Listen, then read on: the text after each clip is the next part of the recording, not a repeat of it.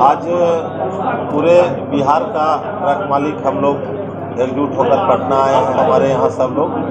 और ट्रक मालिकों का जो समस्या है, तत्कालिक समस्या, उससे कैसे हम लोगों को छुटकारा मिले, इस पर हम लोगों को बैठक चल रहा है। सरकार का जो कानून आ रहा है वो पूरी तरह से हम लोगों को शोषण करने वाला कानून है। लग रहा है, हम लोगों को तो ऐसा लग रहा है जिससे ट्रक मालिक को एक शोषण का जरिया हो गया है सरकार की। तो ये चीज़ ठीक नहीं है। हम लोग जो सरकार कानून बना रहा है और जिस प्रकार से हम लोगों को लूटा जा रहा है सरकार के पदाधिकारियों के द्वारा, पुलिस पदाधिकारियों के द्वारा, ट्रक चलना मुश्किल हो रहा है। हम लोग रोड में चलने की स्थिति में नहीं है। सरकार के द्वारा जो हम लोगों को दोहन किया जा रहा है, खनन का फाइन इतना बढ़ा दिया गया है कि हम लोग उसको भरने में असमर्थ हो रहे हैं। कितने लोग ट्रक मालिक ट्रक बेच दिए, बिना ट्रक का हो गए। ये व्यवसाय पूरी तरह से घाटा का व्यवसाय हो गया है। सरकार हम लोगों की समस्या को सुनती नहीं है। हम लोग अपनी समस्या से अवगत कराते हैं तो सरकार सुनना भी पसंद नहीं करता। पहले का सरकार तो था ही, नया सरकार का गठन हुआ तो हम उसमें भी मंत्री महोदय को अपनी समस्या रखने का प्रयास किया, परंतु पूरे सरकार एकदम लग रहा है कि जैसे अफसरों का गुलाम है। सरकार पर, अफसर पर कोई आधिपत्य सरकार को नहीं रहा तो हम लोग जनता को कौन बात सुनेगा। परिस्थिति तो यही है। क्या मंशा है सरकार का, क्यों परेशान करेगी? जबकि ट्रांसपोर्टेशन के बिना किसी चीज का विकास संभव नहीं है, तो सरकार क्यों परेशान कर रही है? यही तो बात है कि हम ट्रांसपोर्टर हैं, हम सबों को रोजगार देते हैं, हमारे व्यवसाय से सब लोग जीते हैं, हम सबको अन्न से पानी तक पहुंचाते हैं। सरकार को सबसे ज़्यादा टैक्स भी हम ही देते हैं, रोड टैक्स भी देते हैं और सब एडवांस टैक्स। गाड़ी चलाने से पहले, परमिट बनाना है तो पहले, सारा आर्थिक जो हम लोग सरकार को लाभ दे रहे हैं वो सब हम पहले देते हैं। और उसके बावजूद भी सरकार को हम लोगों का 1% भी चिंता नहीं है और हम लोगों को शोषण करने में सरकार लगा हुआ है। जहाँ जाइए रोड पर ट्रक मालिक में इतना अवैध वसूली हो गया है पुलिस प्रशासन का कि रात भर पैसा, बिना पैसा दिए तो एक ट्रेन चलाना ही संभव नहीं है।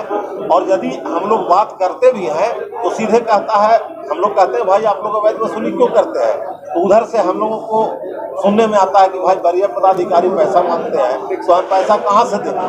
तो हर एक थाना कहता है कि हमको पैसा दीजिएगा तभी गाड़ी चलने देंगे। हर एक थाना में एंट्री अब एकदम फिक्स हो गया, मतलब 3000-4000 का महीना गाड़ी नंबर देके थाना को दीजिएगा तभी गाड़ी चलेगा, देता नहीं। अवैध उस वसूली चरम पर है। पेपर सही है, सब कुछ सही है। सरकार के द्वारा जो कानून बनाया जाता है उसमें हम लोगों को अजीब से जाल में फंसाया जाता है। जैसे पहले 24 घंटा समय चालान का था, अब 12 घंटा कर दिया गया सरकार के द्वारा। और फाइन को जो 40,000 था उसको अब कर दिया गया 4 लाख माइनिंग का फाइन।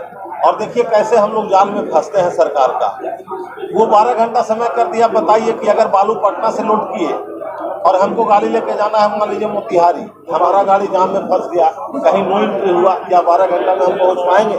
अगर चलान 10 मिनट भी फेल कर जाता है तो हमारे गाड़ी को पुलिस पदाधिकारी पकड़ लेते हैं और कहते हैं कि आप तो गलत है, आपका चलान इनवायलेट हो गया और आप 4 लाख फाइन भरिए। ऐसी परिस्थिति में हम कैसे गाड़ी चलाएं?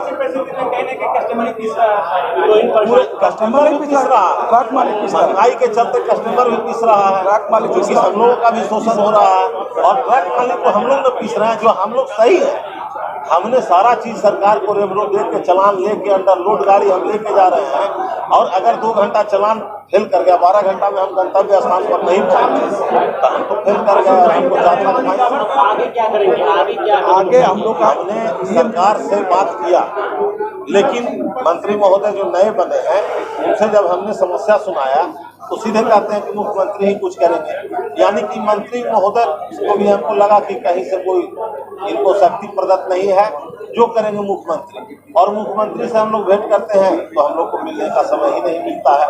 पदाधिकारी से भेंट करते हैं, सरकार के सचिव से, तो सीधे कहता है कि आप लोग कोर्ट चले जाइए। हमने खनन को अपनी समस्या सुनाया, खनन का जो सचिव है और डायरेक्टर उनको समस्या सुनाते हैं तो सीधे कहते हैं कि आप लोग कोर्ट जाइए, हर चीज के लिए न्यायालय जाइए। और यही हम लोग के साथ हो रहा है। 14 चक्का को बंद कर दिया गया, आप लोग भी जानते होंगे ना, 14 चक्का बंद हुआ।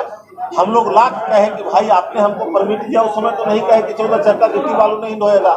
जब हम सब चीज ढो सकते हैं तो गिट्टी बालू क्यों नहीं ढो सकते हैं। आज हमको न्यायालय से न्यायालय मिला, लेकिन सरकार से न्याय नहीं मिला। इस न्यायालय के खिलाफ हमने धरना किया, प्रदर्शन किया, 0 माइल पर हम लोगों पर लाठियां बरसी। मुजफ्फरपुर में कितने ट्रक मालिक को लाठी बरसाया गया, जेल भेज दिया गया। तो ये तो गजब का स्थिति है। विभाग के द्वारा आपके यहाँ फाइन किया जा रहा है, तो कहीं ना कहीं कस्टमर पे लागू होता है, वो तो कस्टमर पे भी पे करना होता होगा। नहीं, कस्टमर पर क्या पेश होगा, नहीं क्या पेश होगा, कस्टमर पर क्या पेश होगा।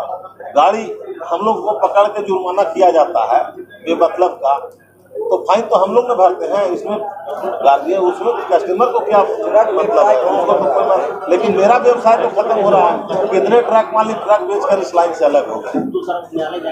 हाँ, न्यायालय में हम लोग, जब डायरेक्टर साहब के द्वारा कहा गया खनन का कि हम आपकी बात को नहीं सुनेंगे, आप न्यायालय जाइए, तो हम लोग न्यायालय के रुख किए। हम वहाँ गए हैं और न्यायालय से न्याय मिलेगा, ये भी मुझे पूर्ण विश्वास है। पहले भी न्याय मिला। हम देखिए, जब हमारा फिटनेस फेल होता है तो गाड़ी पकड़ाता है तो हमको 5000 का फाइन किया जाता है।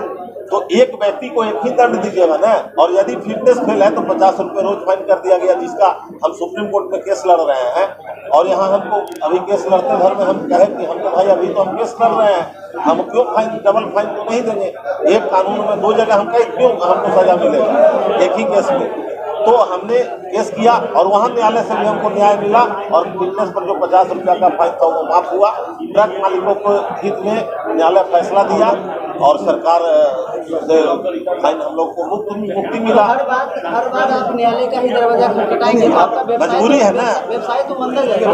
मंदी तो जा रहा है, हम लोग मर रहे हैं ना। कितने ट्रक मालिक मर रहे हैं, 80% गाड़ियाँ खड़ी है, 80% गाड़ियाँ खड़ी है, चल नहीं पा रही है। सरकार सुन नहीं रहा है। न्यायालय ही एक भरोसा है। न्यायालय पर